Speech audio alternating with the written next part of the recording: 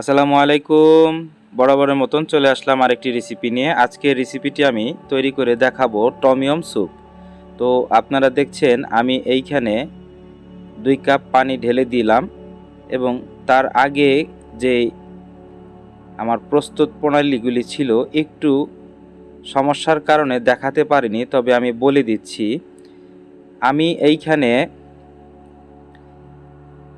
Chicken, prawn, গানাঙ্গাল, lemon গাছ, onion, mushroom এগুলিকে সতে করে নেওয়ার পর 2 কাপ পানি দিয়েছি।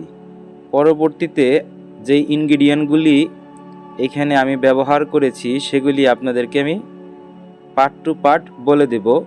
আশা করি ভিডিওটা সম্পূর্ণ দেখে আপনিও শিখে নিতে পারবেন টমিয়ম স্যুপ কিভাবে তৈরি করে। আমি যেইভাবে তৈরি করি আমি সেটা আপনাদেরকে দেখিয়ে দিচ্ছি।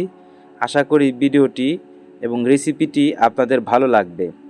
তো আমি এইখানে স্টকের 2 কাপ পানি দিয়েছি এবং পানিটি গরম হয়ে বলক উঠে আসছে। আমি এখন যে চিকেন, প্রন, মাশরুম সতে করার পরে যে এইগুলির যে একটি ময়লা থাকে কিংবা এগুলি জাল করার সময় যে উপরে যে ময়লাগুলি চলে আসে ফেনা জাতীয়, সেগুলি আমি রিমুভ করে দিচ্ছি। এরকম করে যতক্ষণ পর্যন্তই এই ময়লা আসবে আমি ততক্ষণ পর্যন্ত রিমুভ করব। এখন আমি 3 টেবিল স্পুন টমিয়ম স্যুপ কারি দিয়ে দিলাম। এই টমিয়ম স্যুপ কারি বিভিন্ন মার্কেটে আপনারা পাবেন, থাইল্যান্ড থেকে আসে। আর এটি আমার নিজের হাতে তৈরি করা টমিয়ম স্যুপ কারি। আমি একটি ভিডিওর মাধ্যমে আপনাদেরকে দেখিয়ে দিব। আমি এখন 2 টেবিল স্পুন সয়া সস দিয়ে দিচ্ছি এবং 2 টেবিল স্পুন ম্যাগি সস দিয়ে দিচ্ছি এবং 2 টেবিল স্পুন ফিশ সস দিয়ে দিচ্ছি। এই 3টা সসের কম্বিনেশনে এই টমিয়ম স্যুপ কারিটি হয়। আমি এখন 2 টেবিল স্পুন সুগার অর্থাৎ চিনি দিয়ে দিলাম,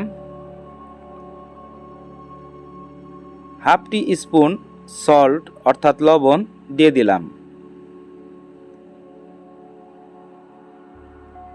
যেহেতু আমি এইখানে ফিশ সস ইউজ করেছি তাই লবণের পরিমাণটা আমাকে কম দিতে হয়েছে, কারণ ফিশ সসে অনেক লবণ থাকে এবং লবণাত্মক।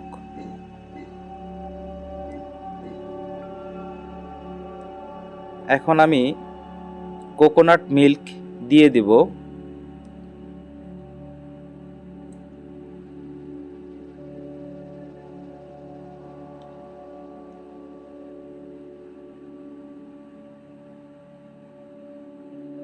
টমিয়ম স্যুপ কারিতে কিন্তু কোকোনাট মিল্ক না দিলে এই স্যুপটি খেতে সুস্বাদু হয় না। এবং সাথে আমি কার্নেকশন মিল্ক দিয়ে দিব। এই দুইটার কম্বিনেশনে স্যুপটি ঠিক হবে এবং খেতেও খুব সুস্বাদু, মজাদার, ইয়াম্মি হবে। আমি যেইভাবে তৈরি করতেছি আপনারা ঠিক সেইভাবে যদি তৈরি করেন তাহলে রেস্টুরেন্টের যেইভাবে তৈরি হয় আপনারাও ঠিক সেইভাবে তৈরি করে বাসায় খেতে পারবেন। আসলে আমি একজন প্রফেশনাল শেফ। এই কিচেনে খাবার তৈরি করার সময় আমাকে অনেক কিছু খেয়াল রাখতে হয়। আর যেহেতু আমি একটি বিজি কিচেনে কাজ করি তাই ভুল ত্রুটি ক্ষমা দৃষ্টিতে দেখবেন। অনেক সময় আমার ভুল হয়ে যেতে পারে। আমি এখন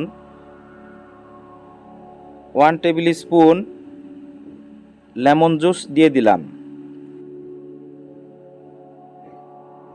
এখন দিয়ে দিলাম টমেটো এবং কোরিয়ান্ডার লিভস অর্থাৎ ধনিয়া পাতা। আমার স্যুপটি অলমোস্ট হয়ে গিয়েছে। আমি সামান্য একটু লবণ চেখে নিব যে ঠিক আছে কিনা দেখার জন্য। যেহেতু আমি কাস্টমারদের জন্য রেসিপিটি তৈরি করতেছি তাই আমাকে অবশ্যই লবণটা দেখতে হবে। এখন আমি দিয়ে দিলাম গার্লিক, ভাজা গার্লিক। আমরা ভেজে গার্লিকের এই তেলের মধ্যে চুবিয়ে রাখি। তো আপনারা দেখতেছেন আমার টমিয়ম স্যুপের কালারটা কেমন আসছে। আমি ভিডিও এডিটিংয়ের সময় কোনো ধরনের ইফেক্ট কিংবা ভিডিও কালার চেঞ্জ করি না, যেমনটা আপনারা দেখতেছেন ঠিক তেমনই আছে।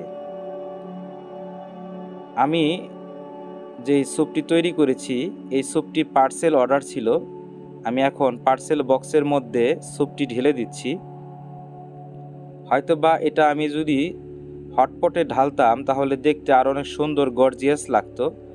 সাদা স্যুপ বাটির মধ্যে হয়তোবা তেমন একটা ফুটে ওঠে নাই। ধন্যবাদ, ভালো থাকবেন। ভালো লাগলে চ্যানেলকে সাবস্ক্রাইব করে আমার সাথেই থাকবেন। ধন্যবাদ।